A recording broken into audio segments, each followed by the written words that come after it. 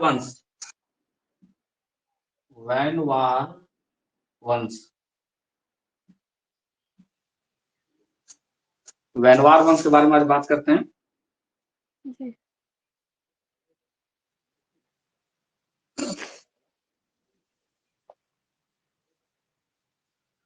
देखो 14वीं सदी में, 14वीं सदी में जी। तिरहुत पर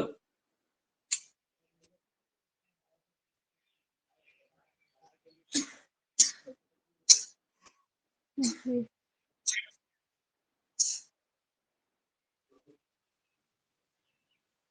तिरहुत परमंडल पढ़ी है ना?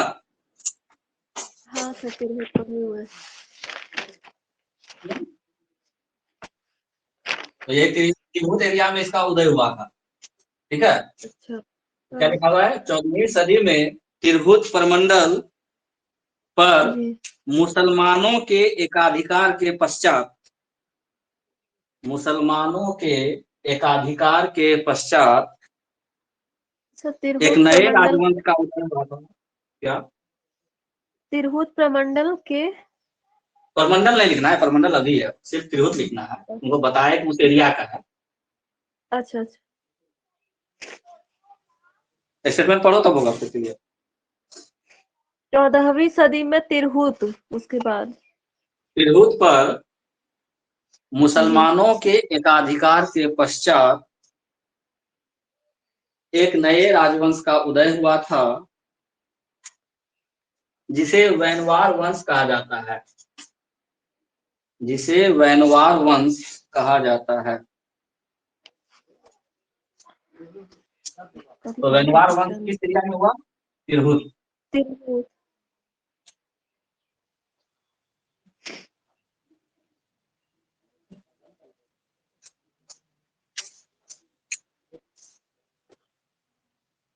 देखो वैनवार वंश के, वैनवार वंश के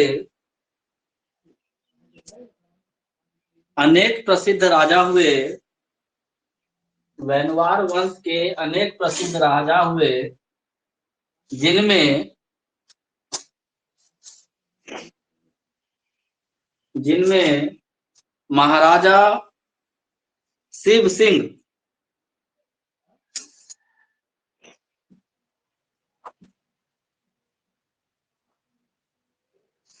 जिनमें हाँ। महाराजा शिव सिंह प्रमुख हैं। महाराजा शिव सिंह प्रमुख हैं। जी। देखो महाराजा शिव सिंह के दरबार में, महाराजा शिव सिंह के दरबार में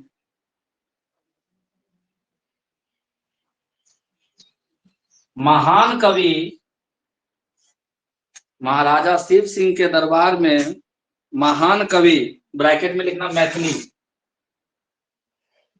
इस भाषा के लिए मैथिली। महान कवि, ब्रैकेट में लिखना मैथिली, विद्यापति थे,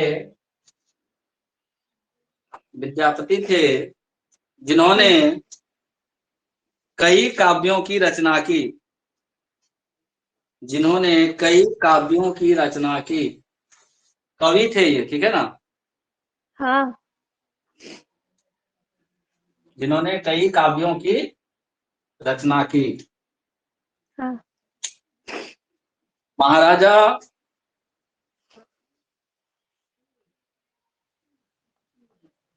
महाराजा शिव सिंह को, या महाराजा शिव सिंह की, जी। महाराजा शिव सिंह की छत्र छाया में मैथिली भाषा ने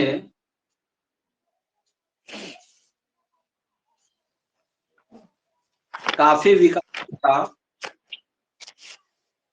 म्यूट कर लिया करो। जी सर। मैथिली भाषा ने काफी विकास किया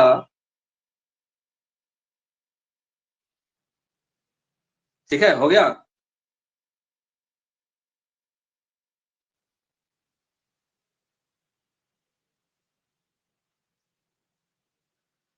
अब लिखो दरभंगा राजवंश।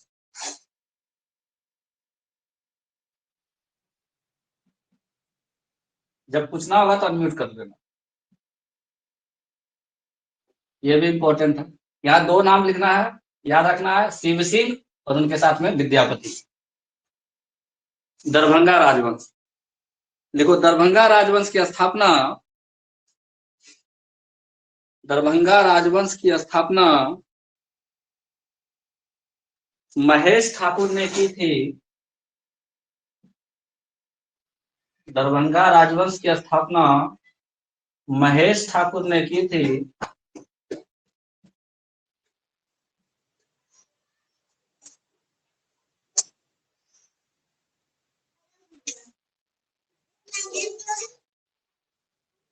हो गया। महेश ठाकुर एक विद्वान व्यक्ति थे। महेश ठाकुर एक विद्वान व्यक्ति थे जिनकी विद्वता से प्रसन्न होकर, जिनकी विद्वता से प्रसन्न होकर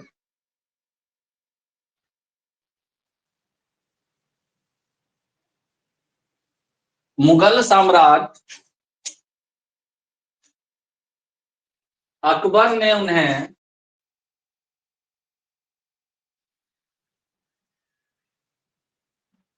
मिथिला राज दिया था।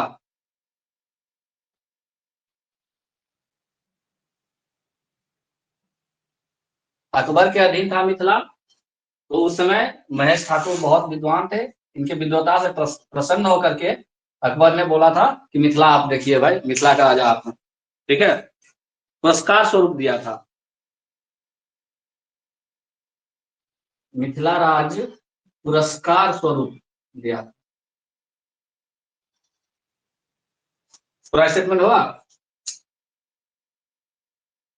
महेश ठाकुर एक विद्वान व्यक्ति थे जिनकी विद्वता से प्रसन्न होकर सम्राट अशोक, कौन, मुगल सम्राट अशोक, मुगल सम्राट अकबर ने उन्हें पुरस्कार स्वरूप कौन सा राज दिया था?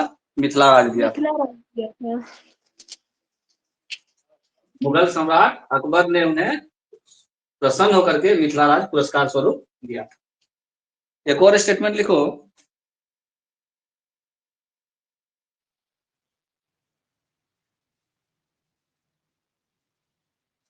दरभंगा राजवंश में, दरभंगा राजवंश में चंद्रेश्वर, दरभंगा राजवंश में चंद्रेश्वर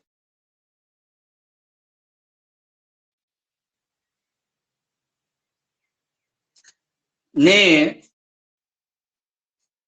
चंद्रेश्वर ने कृत्य रत्नाकर, कृत्य रत्नाकर, कृत्य रत्नाकर का संकलन किया था।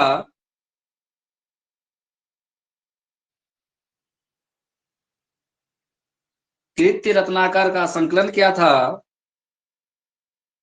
जिसके अनुसार मिथिला के लोग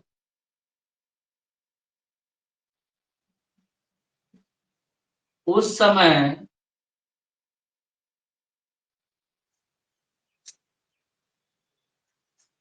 विष्णु, हरि तथा शिव के उपासक थे।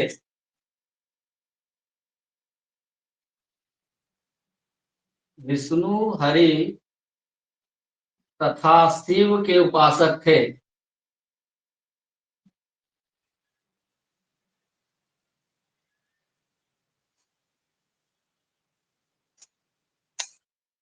चंद्रेश्वर एक लेखक है।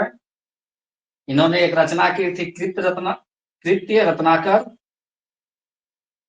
और इस कृत्य रत्नाकर में लिखा हुआ है कि मिथिला के लोग उस समय विष्णु के पूजा करते थे या फिर शिव की पूजा करते थे। विष्णु की पूजा करते थे या फिर शिव की पूजा करते थे। ठीक है। जी।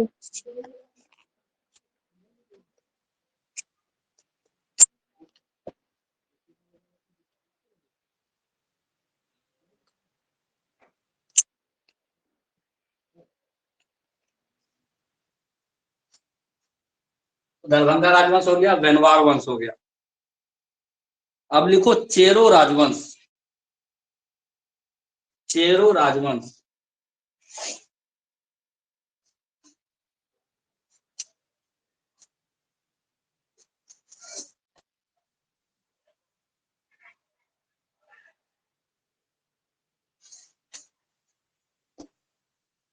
देखो चेरो राजवंश का उदय, चेरो राजवंश का उदय पाल वंश के पतन के बाद हुआ। चेरो राजवंश का उदय पाल वंश के पतन के बाद हुआ, जो मुख्यतः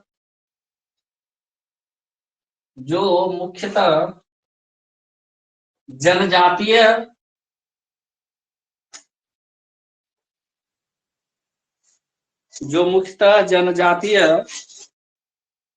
राज्यों में था। जो मुख्यतः जनजातीय राज्यों में था। जनजातीय राज्य जैसे अभी हम लोगों का झारखंड हो गया, है ना। देखो चेरो राजा शाहाबाद, चेरो राजा शाहाबाद, सारण, मुजफ्फरपुर, पलामू। सर शाहबाद, सर शाहबाद के बाद आवाज कट गया उस वक्त। शाहाबाद, सारण, चंपारण,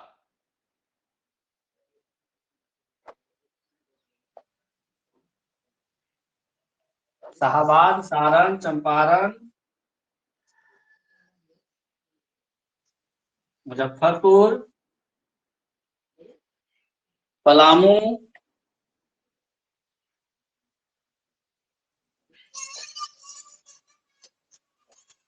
आदि क्षेत्रों में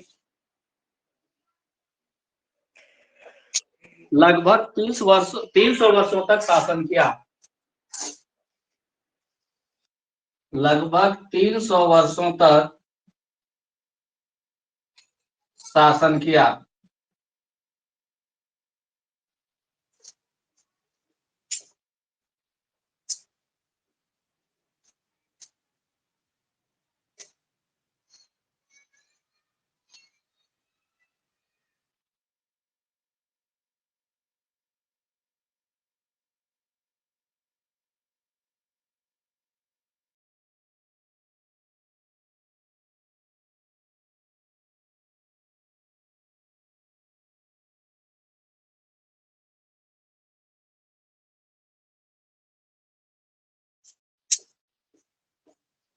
तीन सौ वर्षों तक शासन किया था। शाहाबाद एरिया, सारण, चंपारण, मुजफ्फरपुर, पलामू। पलामू हो गया अभी, ठीक है।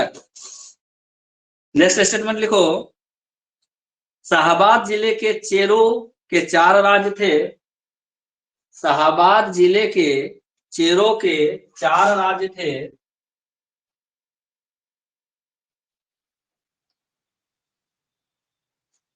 पहला सर 4 क्या बोले? 4 राज्य। शाहाबाद में 4 छोटा छोटा राज्य था। अच्छा। पहला घुघुलिया।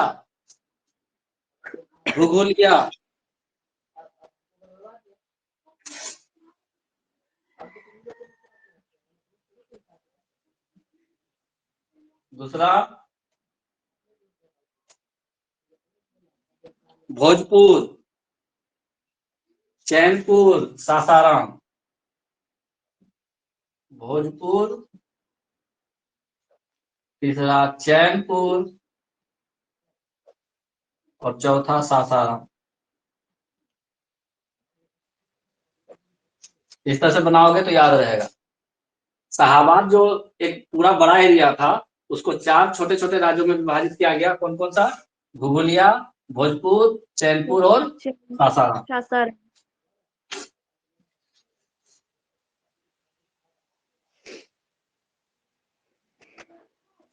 लिखो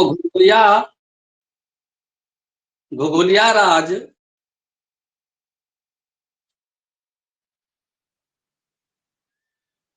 घुघुलिया नामक चेरों के, इसका घुघुलिया राज इसलिए बोले कि जो इसका राजा था वो घुघुलिया ही था। घुघुलिया राज घुघुलिया नामक चेरों के अधीन था। घुघुलिया राज घुघुलिया नामक चेरों के अधीन था,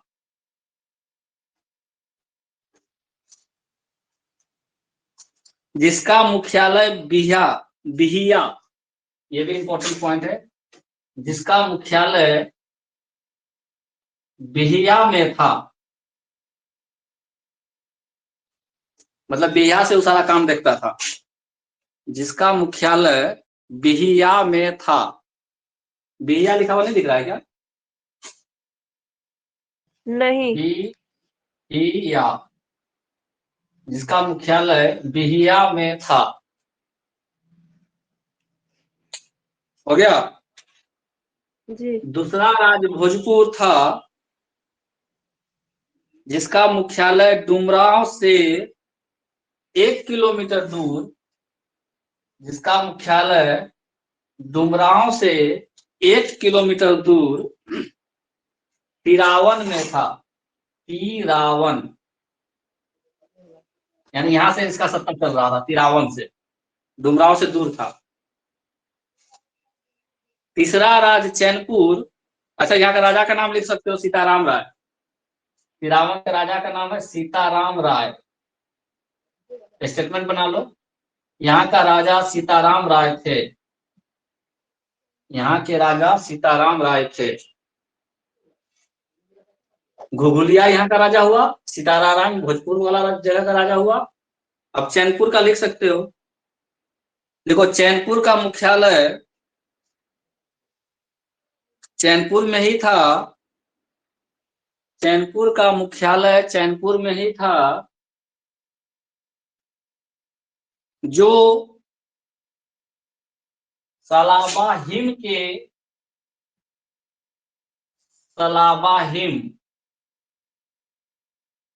के अधीन था। यानी यहाँ का राजा सलाबा हिम था और हेडक्वार्टर चैनपुर ही था। सलाबा हिम, चैनपुर का राजा कौन था? सलाबा हिम। अब थोड़ा सासाराम के बारे में लिख लो। देखो सासाराम का मुख्यालय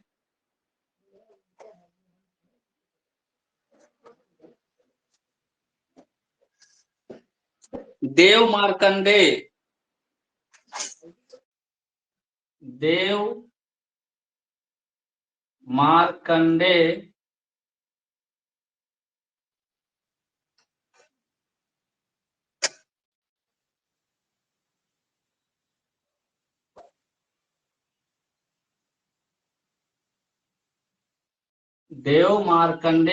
था, तथा यहाँ के राजा फूलचंद था।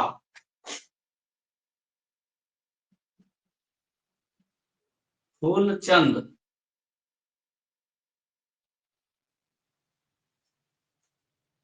हेडक्वार्टर देव मार्कंडे, राजा कौन? फूलचंद। देखो राजा फूलचंद ने ही जगदीशपुर मेला का आरंभ करवाया था। राजा फूलचंद ने ही जगदीशपुर मेला का आरंभ करवाया था।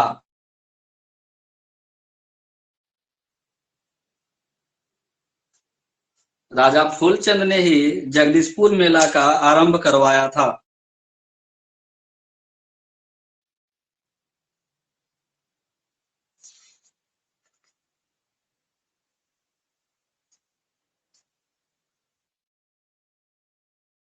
अब हम लोग थोड़ा पढ़ेंगे पलामू वाला। देखो पलामू का चेरो राजवंश में कई शक्तिशाली राजा हुए। पलामू के चेरो राजवंश में कई शक्तिशाली राजा हुए,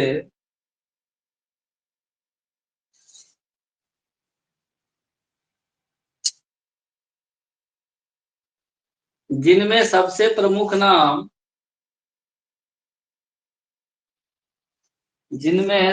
प्रमुख नाम मेदिनी राय का है। जिनमें सबसे प्रमुख नाम मेदिनी राय का है।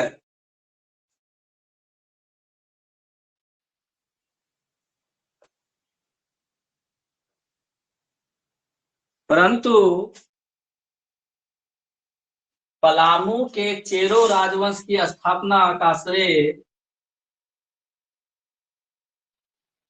परंतु पलामू के चेरो राजवंश की स्थापना का श्रेय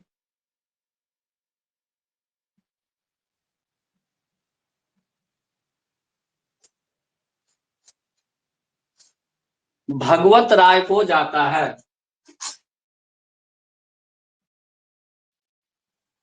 भगवत राय, ये जेपीएससी के लिए भी इंपॉर्टेंट है, इसलिए इसको अच्छे से पढ़ेंगे पूरा। झारखंड एसएससी सीजीएल में भी यहाँ से क्वेश्चन आएगा ही आएगा। पलामू का चेरो राजवंश, ठीक है।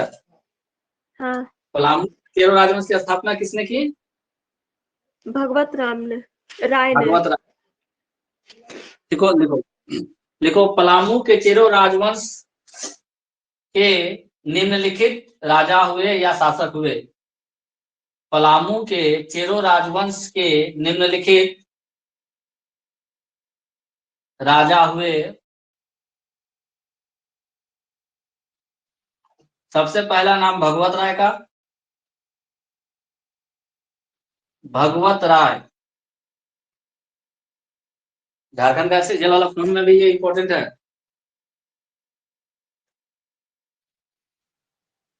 दूसरा राजा महारथ चेरो।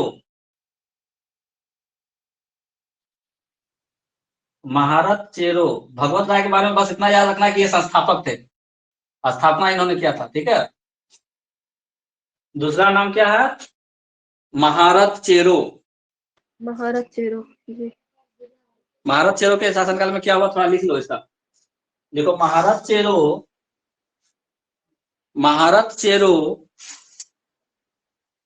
के शासनकाल में, महारथ चेरो के शासनकाल में शेरशाह सूरी के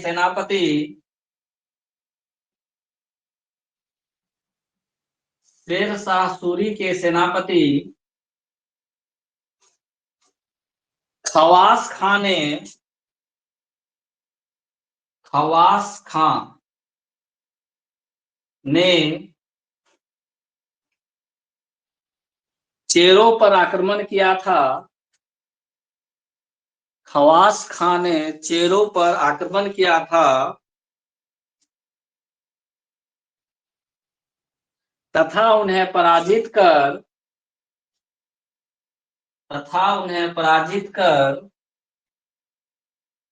सुप्रसिद्ध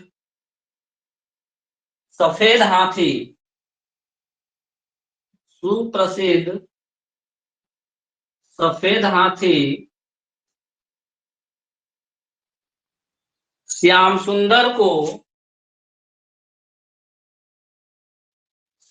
सुंदर को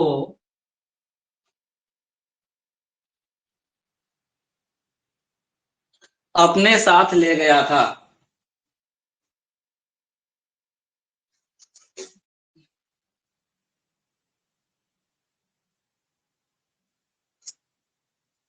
महारथ चेरो जब था राजा, उस समय शेरशाह सूरी का जो सेनापति था, कौन?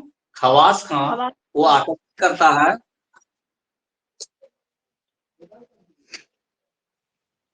एक सेकंड रुको तो।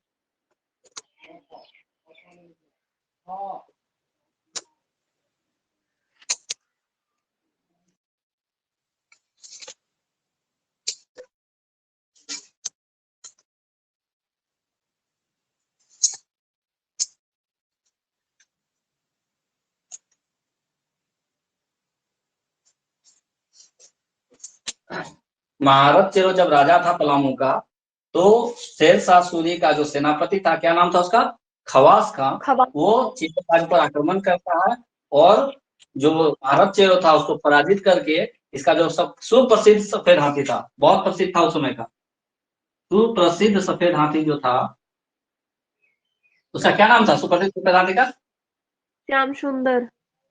श्याम सुंदर, उसको अपने साथ लेके चला गया। ठीक है, हाँ। तो ये दूसरा राजा हुआ था।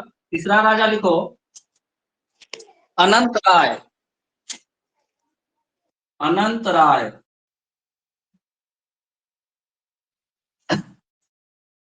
अनंत राय,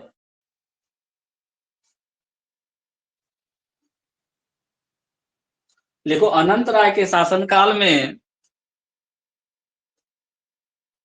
अनंत राय के शासनकाल में जहांगीर के सेनापति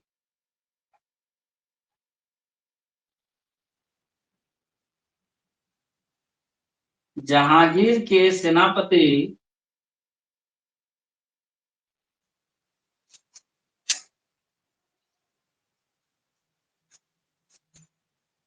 अफजल खां ने चेरों पर आक्रमण किया था।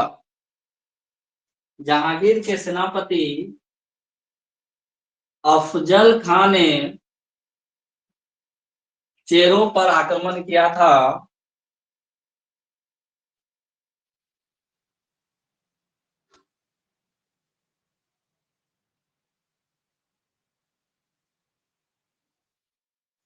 ठीक है,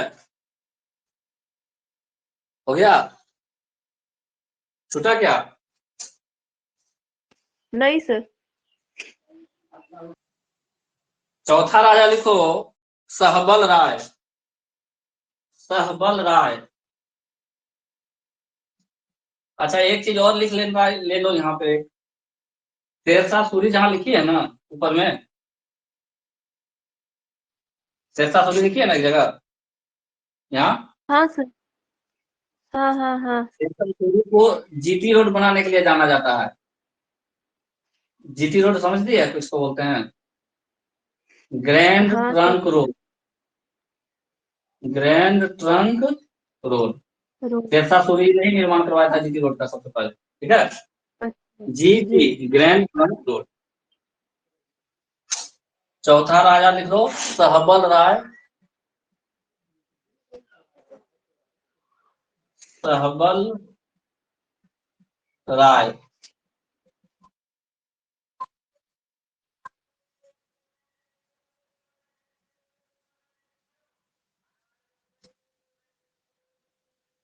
लिखो सहबल राय के शासनकाल में, सहबल राय के शासनकाल में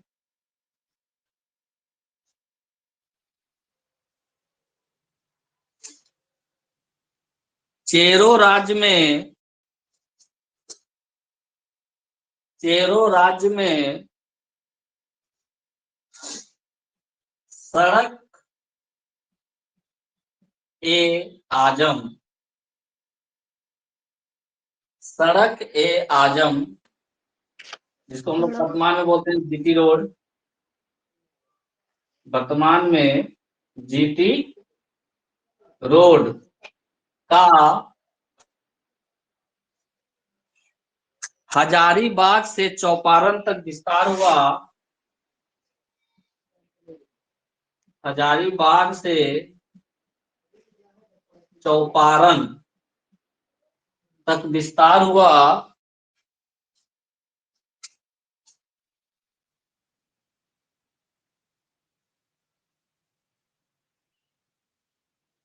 हो गया। सहबल राय को मुगलों ने गिरफ्तार कर लिया था। सहबल राय को मुगलों ने गिरफ्तार कर लिया था तथा तथा उसे शेर के पिंजरे में बंद कर दिया था। तथा उसे शेर के पिंजरे में बंद कर दिया था।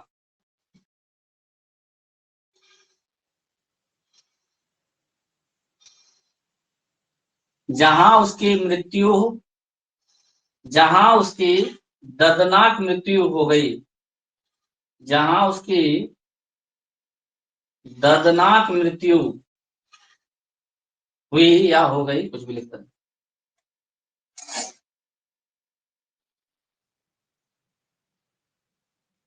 शाहबल राय को गिरफ्तार करके शेर के पिंजरे में बंद कर दिया था। शेर उसको जिंदा छोड़ेगा? नहीं। अगला राजा लिखो प्रताप राय। प्रताप राय।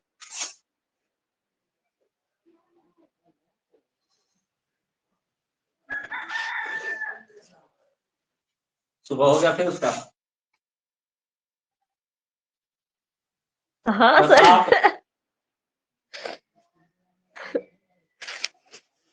देखो, प्रताप राय चेरो वंश के शक्तिशाली राजाओं में एक था। प्रताप राय चेरो वंश के शक्तिशाली राजाओं में एक था।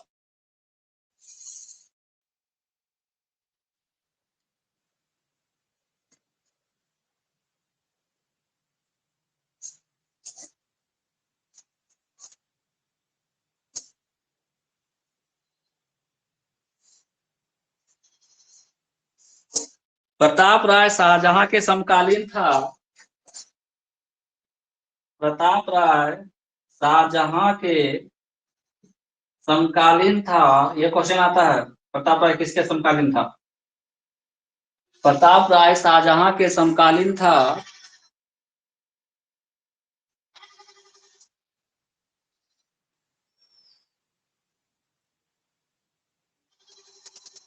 जिसने पलामू के पुराने किले का निर्माण करवाया था। जिसने पलामू के पुराने किले का निर्माण करवाया था। दो किला है पलामू में, एक पुराना एक नया। तो पुराना किला किसने? प्रताप राय ने। जिसने पलामू के पुराने किले का निर्माण करवाया था। तथा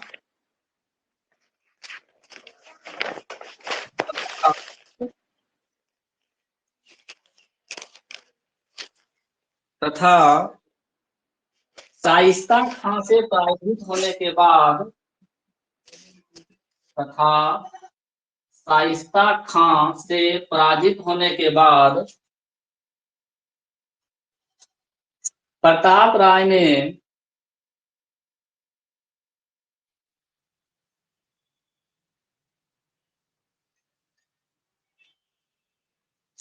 80,000 रुपये का लगान 80,000 रुपये का लगान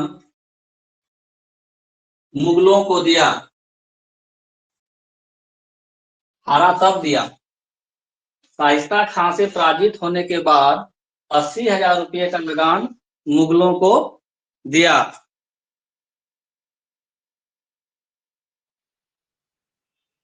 सोलह सौ चवालीस ईस्वी में 1644 ईस्वी में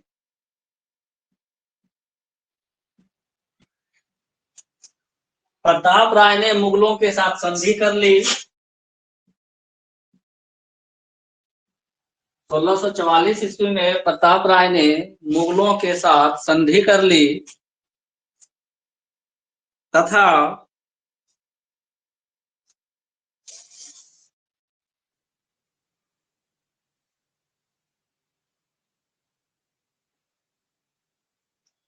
₹1 करोड़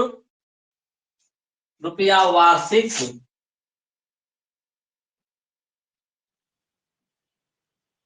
1 करोड़ रुपया वार्षिक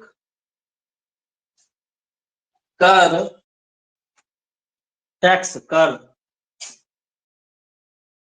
मुगलों को देना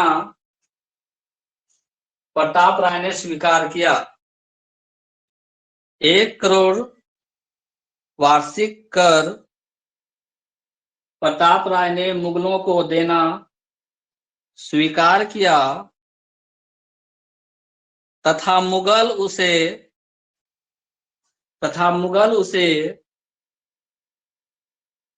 1000 मनसब प्रदान किया।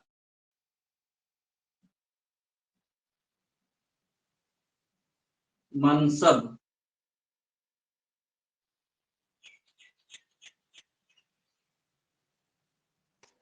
सर मनसब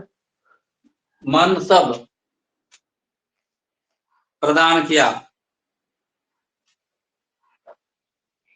जी। समझो, जब शाइस्ता खान ने इस पर अटैक किया प्रताप राय पर, तो उसने 80,000 रुपया लेकर के चला गया मुगलों के पास, ठीक है। फिर बाद में जब 1644 ईस्वी का समय आया तो मुगल और प्रताप राय के बीच एक संधि हुआ। इस संधि के अंतर्गत प्रताप राय ने एक्सेप्ट किया कि हम आपको 1 करोड़ रुपया वार्षिक भेजेंगे। हाँ। और जो मुगल थे, मुगल के दरबार में 1000 2000 मनसबदारी प्रथा चलती थी। मनसबदारी करने का मतलब कि तुमको 1000 रुपया देंगे, तुमको मेरे लिए काम करना, तुमको 2000 रुपया देंगे, तुमको मेरे लिए काम करना। तो इसको कैसा पोस्ट मिला? 1000 वाला, 1000 का मनसब, ठीक है। वो बोला कि भाई हम तुमको 1000 मनसब दे रहे हैं, लेकिन तुमको कितना देना है? 1 करोड़ देना है, नहीं तो फिर हम राज तुम्हारा छीन लेंगे, ठीक है, नहीं तो हम तुम्हारा राज छीन लेंगे। बोला भाई राज का है छीन, हम 1 करोड़ वसूल के हम आपको भेज देंगे, लेकिन आप हमको कुछ तो दीजिएगा ना। तो ये बोला कि ठीक है, 1000 मनसब हम तुमको प्रदान करते हैं। तो 1644 ईस्वी में प्रताप राय और मुगलों के बीच संधि हुई थी। इस संधि के अंतर्गत 1 करोड़ रुपया वार्षिक कर देना स्वीकार किया था। किसने? प्रताप राय ने मुगलों को, और मुगलों ने उसे क्या दिया? 1000 का मनसब प्रदान किया। क्लियर हो गया? जी। अब छठा राजा लिखो,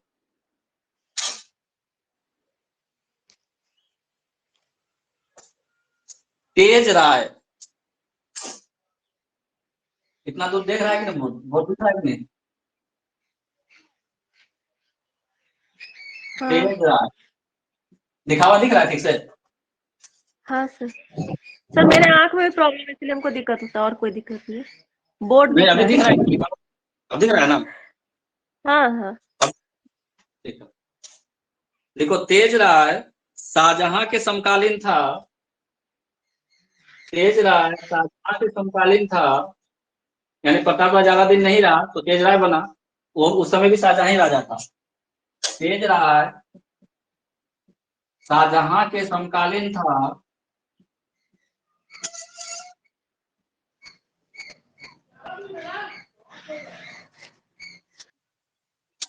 तथा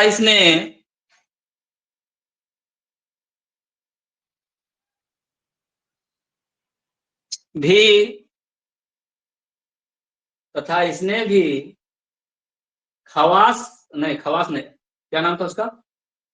शाइस्ता खां। तथा इसने भी शाइस्ता खां से युद्ध किया था। इसने भी शाइस्ता खां से युद्ध किया था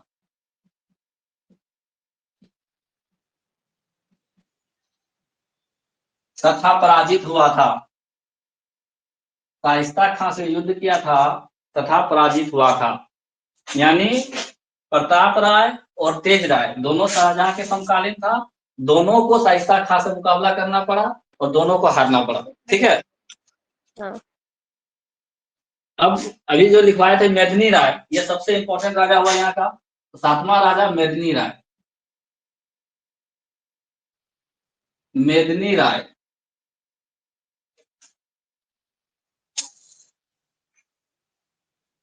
देखो, मेदिनी राय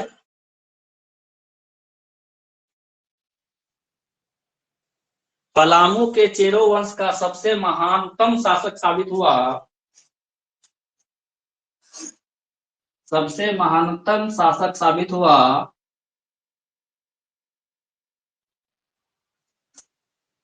जिसने पलामू में नया किला का निर्माण कराया था। जिसने पलामू में नया किला का निर्माण कराया था।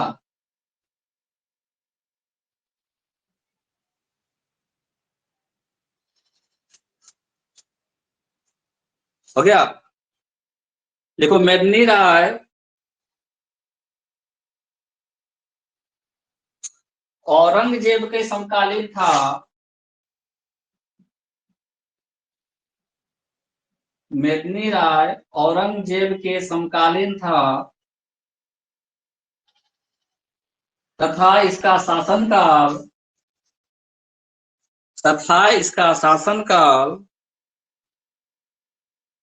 1658-1674 ईस्वी था।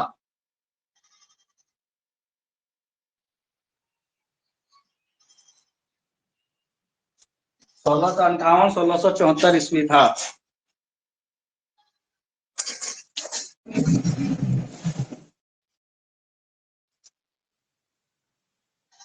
नेक्स्ट पॉइंट देखो।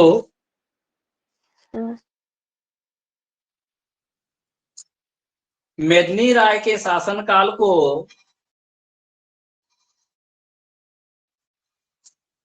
चेरो राजवंश का स्वर्णकाल कहा जाता है।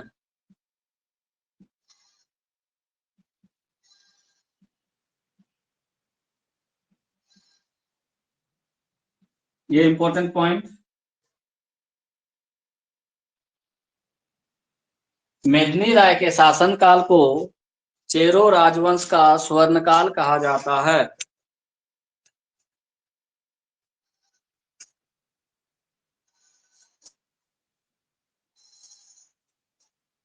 ठीक है जी।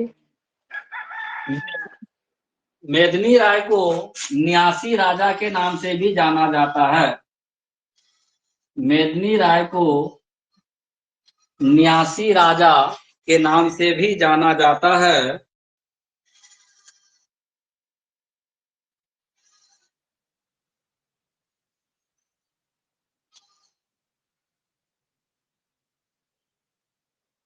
लिख लिए?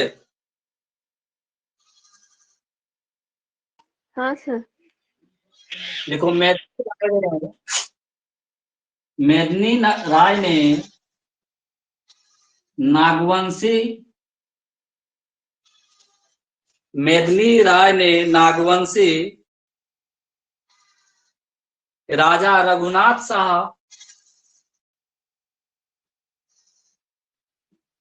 नागवंशी राजा रघुनाथ शाह की राजधानी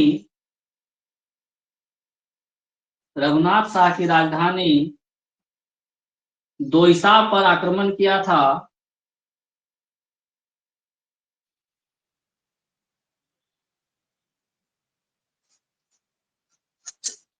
दोईसा पर आक्रमण किया था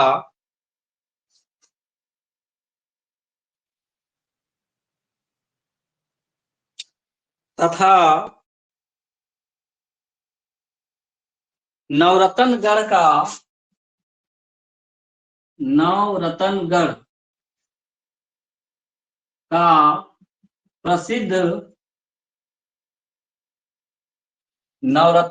का प्रसिद्ध विशाल प्रस्तर दरवाजा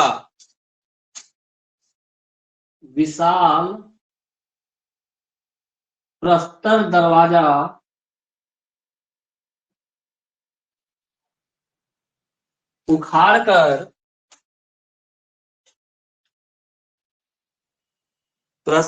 विशाल प्रस्तर दरवाजा उखाड़कर अपने पलामू के किले में लगवाया। अपने पलामू के किले में लगवाया।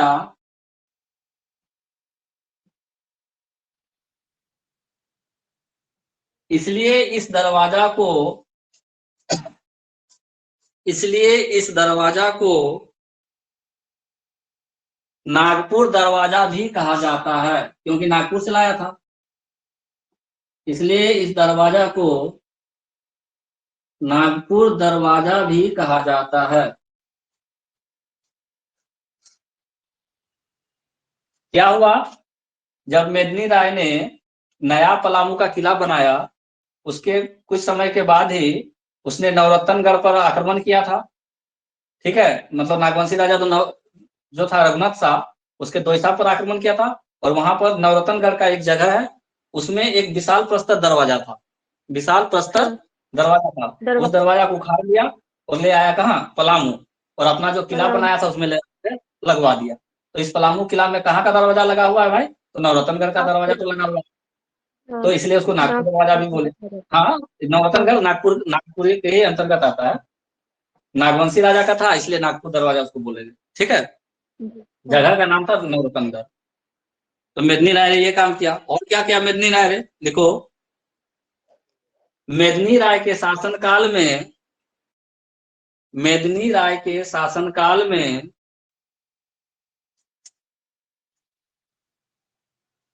पलामू आर्थिक संपन्नता से,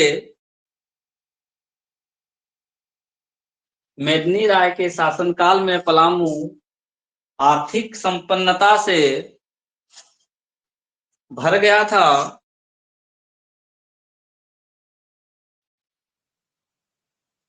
तथा पशुपालन के विकास तथा पशुपालन के विकास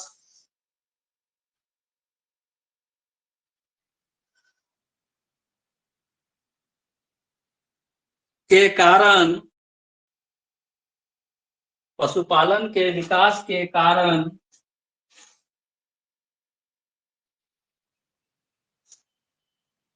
एक कहावत प्रसिद्ध हुई। पशुपालन के विकास के कारण एक कहावत प्रसिद्ध हुई।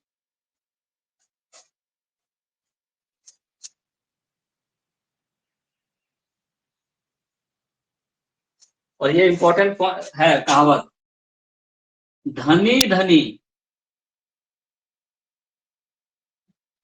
धनी धनी, धनी धनी राजा मेदनिया,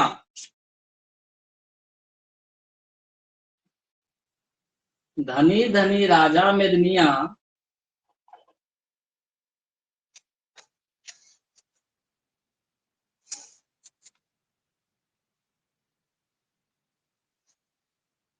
घरे घरे बाजय है मथनिया,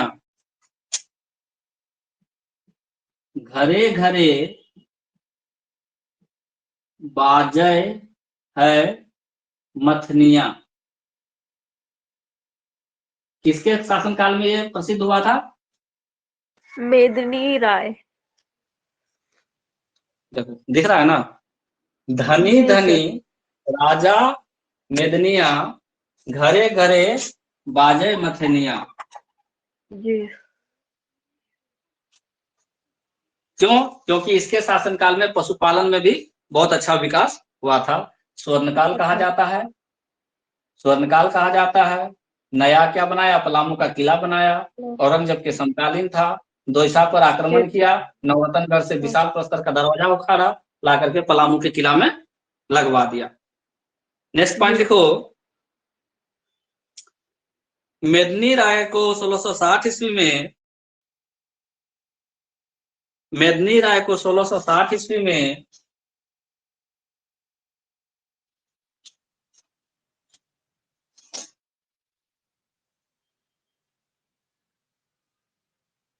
औरंगजेब के सेनापति, औरंगजेब के सेनापति दाऊद खान ने पराजित किया, दाऊद खान ने पराजित किया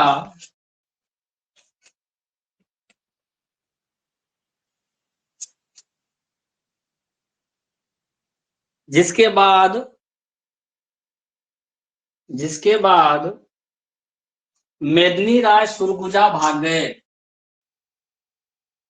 ये भी इंपॉर्टेंट पॉइंट है। जिसके बाद मेदिनी राय सुरगुजा भाग गए।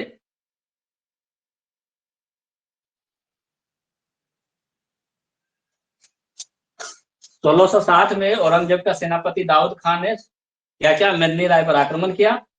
मेदिनी राय हार गया और कहां भाग गया डर करके, सुरगुजा।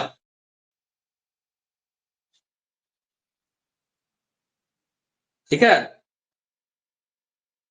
तथा जी दाऊद खान ने तथा दाऊद खान ने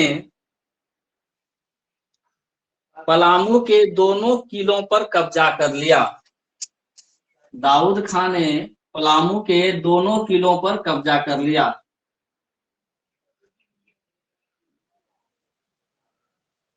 पुराना किला और नया किला दोनों किलों पर कब्जा कर लिया। किसने? दाऊद खान ने।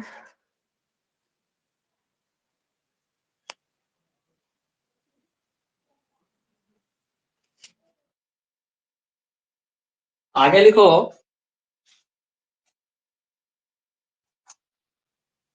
1662 ईस्वी में 1662 ईस्वी में दाऊद खान ने पुराने किले के अंदर एक मस्जिद का निर्माण करवाया था।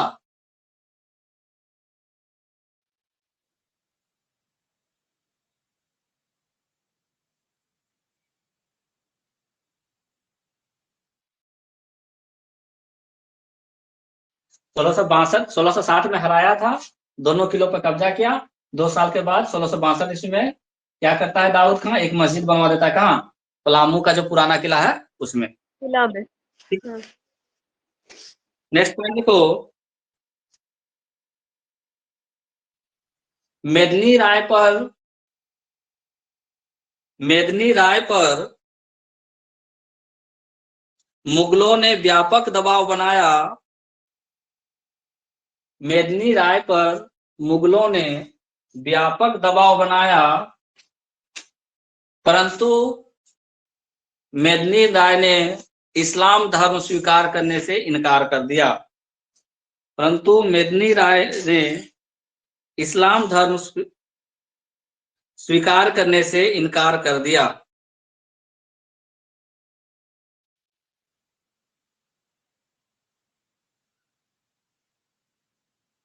लिख दिए? इस्लाम धर्म जी स्वीकार सर। करने से इनकार कर इनकार दिया। कर दिया। देखो 1666 ईस्वी में 1666 ईस्वी में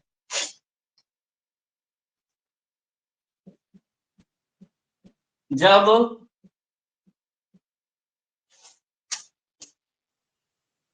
पलामू फौजदार मनकली खां पलामू को देखने के लिए नियुक्त किया गया था। पलामू फौजदार मनकली खां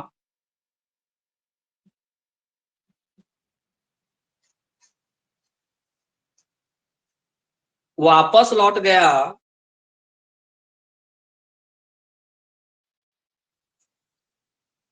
तब पुनः मेदिनी राय ने पलामू पर अधिकार कर लिया।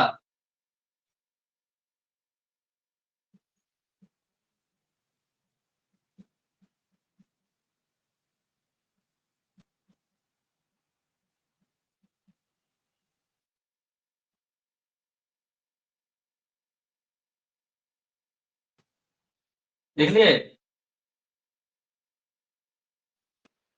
1660 में 1660 में दाऊद खान से हारा था। उस पर बहुत जी दबाव बनाया गया कि तुम भाई इस्लाम धर्म स्वीकार करो। उसने इस्लाम धर्म जी स्वीकार नहीं किया, सुरगुजा भाग गया। फिर क्या हुआ, 1662 में एक मस्जिद बनवा दिया। किसने? दाऊद खान ने। उसके बाद औरंगजेब ने दाऊद खान को वहां से हटा दिया और मनकली खां को फौजदार बना दिया वहां का, पलामू का।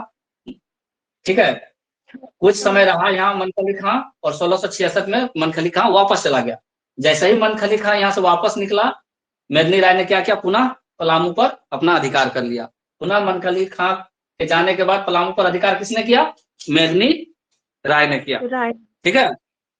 जी इस दौरान मेदिनी राय को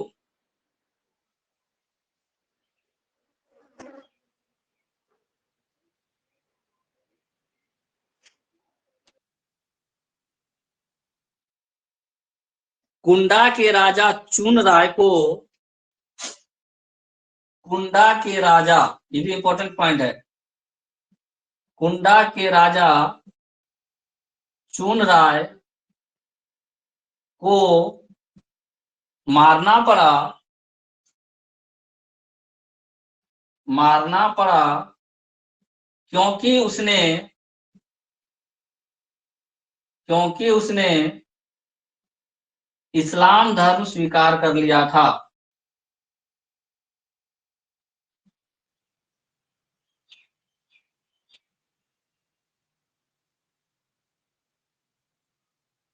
क्योंकि उसने इस्लाम धर्म स्वीकार कर लिया था।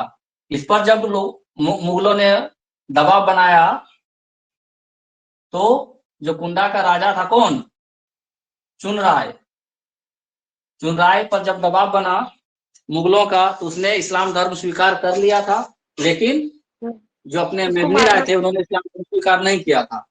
तो जब मनकली खां वापस लौटा 1666 में तो उसने पलामू का किला पर अधिकार भी किया और कुंडा के राजा जो थे चुन राय उसको मार भी दिया, क्योंकि ये जानता था कि अगर एक रहेगा तो ये फिर और चीज को नुकसान पहुंचाएगा, है ना।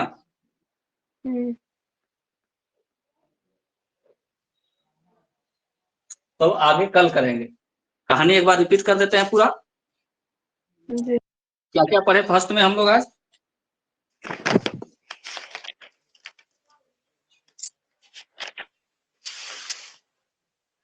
सबसे पहले वेनवार वंश था।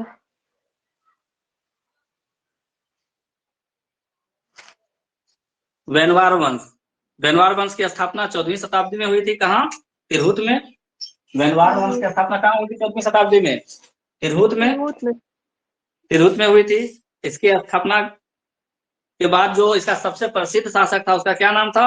महाराजा शिव सिंह। सबसे प्रसिद्ध राजा इस वंश का कौन सा हुआ? वेनवार वंश का महाराजा शिव सिंह। महाराजा शिव सिंह का नाम क्यों इंपॉर्टेंट है? क्योंकि इनके ही दरबार में विद्यापति जो कवि थे वो रहते थे। सर इसमें महाराजा शिव सिंह के दरबार में विद्यापति रहते थे जो मैथिली के कवि थे, मैथिल कवि थे, इसलिए शिव सिंह का नाम बहुत इंपॉर्टेंट है। उसके बाद दरभंगा, दरभंगा महाराजा क्या हुआ था? इसमें एक लाइन छूट गया था मेरा। वेनवार वंश में 14वीं सदी में तिरहुत पर मुसलमानों के एकाधिकार के पश्चात एक नए राजवंश वेनवार वंश की स्थापना हुई थी। जी हो गया जी। तो वेनवार वंश का जो मुख्य राजा था, एक राजा का नाम पढ़ना हम लोग, किसका? महाराजा शिव सिंह। महाराजा शिव सिंह इसलिए जानना जरूरी है क्योंकि इनके ही दरबार में कौन थे? विद्यापति जी थे। ठीक है, विद्यापति कौन से भाषा के कवि थे? तो मैथिल भाषा के कवि थे। उसके बाद हम लोगों ने ये पढ़ा कि दरभंगा का जो एक था कौन सा राजवंश? दरभंगा राजवंश। दरभंगा राजवंश की स्थापना किसने की? महेश ठाकुर। महेश ठाकुर ने की।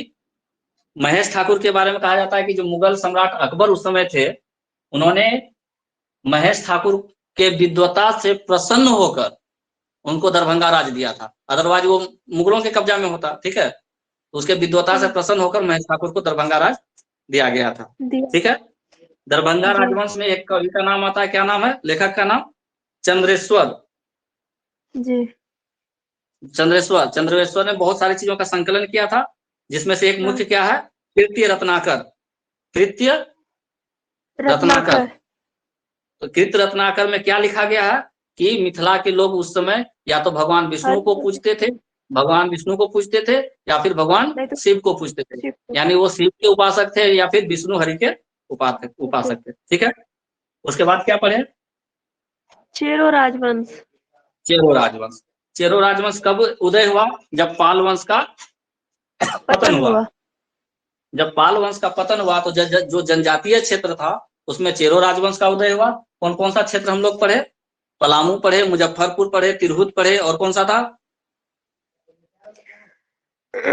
चंपारण, शाहबाद, सारण, चंपारण, मुजफ्फरपुर, पलामू आदि क्षेत्रों तो लगभग 300 वर्षों तक शासन किया क्षेत्रों में। ठीक है, तो जो शाहबाद वाला जो एरिया था उसको 4 राज्यों में डिवाइड किया गया था। शाहबाद वाला एरिया को कितने राज्यों में डिवाइड किया गया था? चार भागों राजों में में एक एक जगह का राजा था घुघुलिया, ठीक है, घुलिया, हाँ इसलिए उसको हाँ घुघुल राज बोलते थे। दूसरा राजा जी। राज था भोजपुर। भोजपुर में शासन भोज कौन कर रहे थे?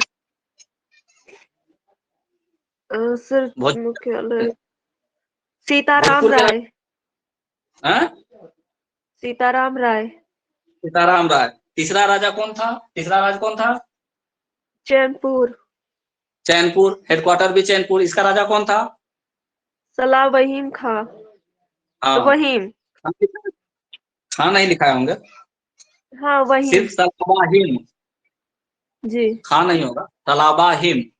चौथा राज कौन सा था? पलामू। सासाराम। नहीं, सासाराम। हाँ, तो सासाराम का राजा कौन था?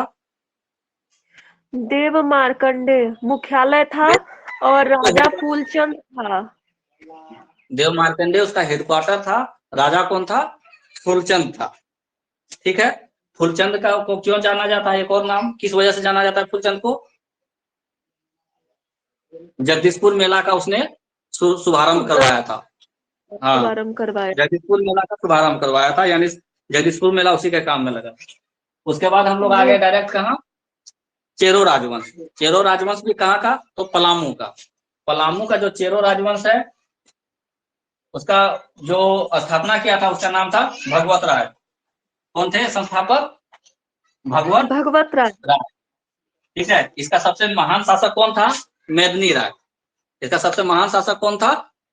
मेदिनी मेदिनी राय। राय। लेकिन हम एक एक करके सब राजा के बारे में पढ़ेंगे। भगवत राय संस्थापक हुए। भगवत राय क्या हो गए? संस्थापक हुए। संस्थापक जी। दूसरे राजा महारथ चेरो थे। महारथ चेरो किसके समकालीन था? शेरशाह सूरी के अ, समकालीन था। शेरशाह सूरी के समकालीन था। शेरशाह सूरी का जी। जो एक सेनापति था खवास खां, उसने महारथ चेरो पर आक्रमण किया और उसको हरा करके उसके यहाँ जो सुप्रसिद्ध सफेद हाथी था, जिसका नाम क्या था? श्याम श्याम श्याम सुंदर। सुंदर श्याम सुंदर को अपने साथ लेके चला गया। महारथ चला चेरो, गया। महारथ चेरो शेरशाह सूरी का समकालीन था। शेरशाह सूरी का जो एक सेनापति खवास खां था, उसने महारथ चेरो पर आक्रमण किया और उसको पराजित करके उसके पास जो सुप्रसिद्ध सफेद हाथी था श्याम सुंदर, उसको अपने साथ लेके चला गया।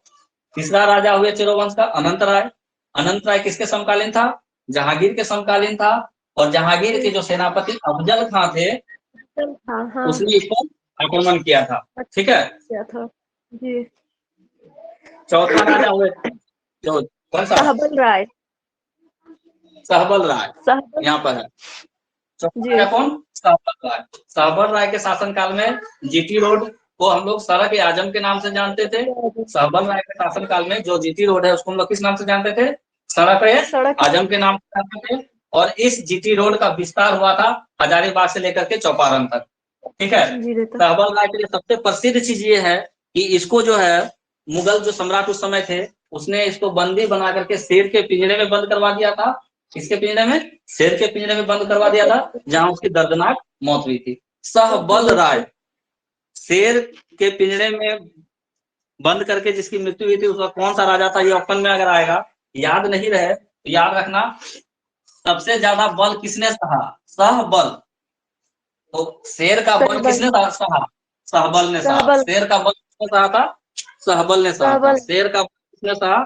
सहबल ने सहा था। सहबल। तो शेर के पिंजरे में किसको बंद किया गया था?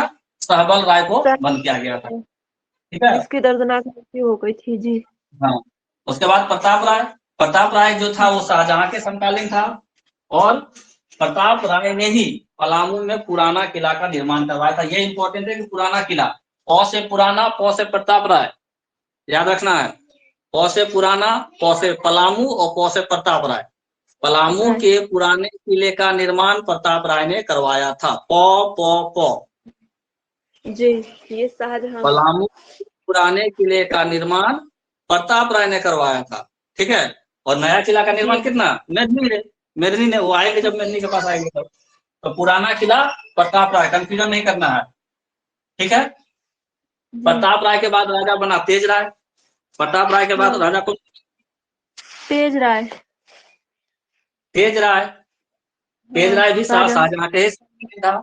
और इस तेज राय को शाइस्ता खान ने पराजित किया था। तेज राय को किसने पराजित किया? शाइस्ता खान ने साइज। पराजित किया था। फिर मेदिनी राय बने 1658 से 1674 ईस्वी का काल। मेदिनी राय का 1658 ईस्वी से 1674 ईस्वी का काल। सबसे महान शासक, चेरो वंश का सबसे महान शासक। नया जो पलामू किला था उसका निर्माण करवाया, नया पलामू किला का निर्माण करवाया। किसके समकालीन था? तो औरंगजेब के समकालीन था। मेदिनी किसके समकालीन था? औरंगजेब के समकालीन था। ठीक है। मेदिनी राय के शासन काल को चेरो राजवंश का स्वर्ण काल कहा जाता है। मेदिनी राय के शासन काल को चेरो राजवंश का स्वर्ण काल कहा जाता है। मेदिनी राय को न्यासी राजा के नाम से जाना जाता है। मेदिनी राय को किस राजा के नाम से जाना जाता है? न्यासी, न्याय न्यासी राजा के नाम से जाना जाता है। कहा जाता है कि मेदिनी राय ने नागवंशी राजा रघुनाथ शाह के जो राजधानी दोईसा थी, नागवंशी राजा रघुनाथ शाह की राजधानी दोईसा पर आक्रमण किया और आक्रमण के पश्चात नवरत्नगढ़ का जो प्रसिद्ध विशाल प्रस्तर का दरवाजा था उसको उखाड़ करके अपने जो किला, इसने नया किला बनवाया था पलामू का, उसमें ले जाकर के लगा दिया था। नवरत्नगढ़ का जो विशाल प्रस्तर का दरवाजा था उसको उखाड़ करके अपने नया पलामू किला में लगवा दिया था। इसलिए इस किला के दरवाजा को हम लोग नागपुर दरवाजा भी कहते हैं। इसलिए नागपुरी राजा का था वो, इसलिए नागपुर दरवाजा भी कहते हैं।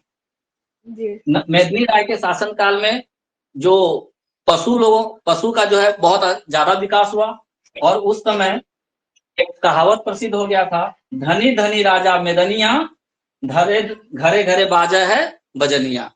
धनी धनी राजा मेदनिया, घरे घरे बाजा है मथनिया। ठीक है। 1660 ईस्वी में मेदिनी राय को दाऊद खान ने पराजित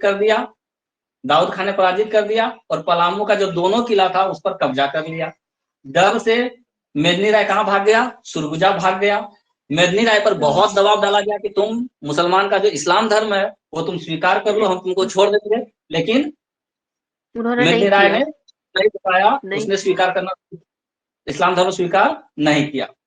फिर 1662 ईस्वी में क्या होता है? दाऊद खां एक मस्जिद बनवा देता है, किसमें? पुराने किले में।